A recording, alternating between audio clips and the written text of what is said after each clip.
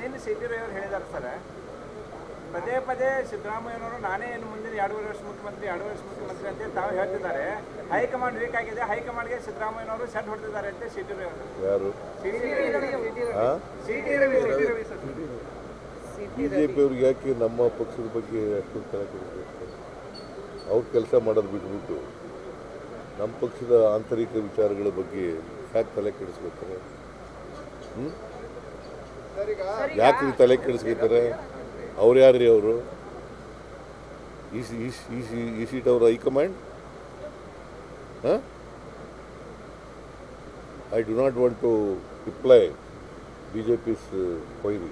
ಈಗ ನಿನ್ನೆ ಸಿದ್ದರಾಮಯ್ಯ ಅವರು ಹೇಳಿದ್ದಾರೆ ಸರ್, ಪದೇ ಪದೇ ಸಿದ್ದರಾಮಯ್ಯನವರು ನಾನೇ ಇನ್ನು ಮುಂದಿನ 2.5 ವರ್ಷ ಮುಖ್ಯಮಂತ್ರಿ ಅಂತ ತಾವು ಹೇಳ್ತಿದ್ದಾರೆ. ಹೈಕಮಾಂಡ್ ವೀಕ್ ಆಗಿದೆ, ಹೈಕಮಾಂಡ್ಗೆ ಸಿದ್ದರಾಮಯ್ಯನವರು ಸೆಟ್ ಹೊಡೆದಿದ್ದಾರೆ ಅಂತ ಸಿದ್ದರಾಮಯ್ಯ ಅವರು. ಯಾರು?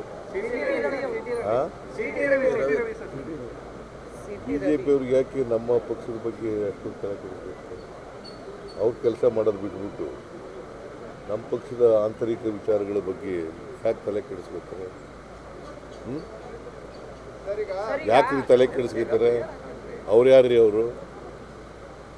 ಈ ಸೀಟ್ ಅವರ high command? I do not want to reply BJP's ಕೊಯ್ರಿ.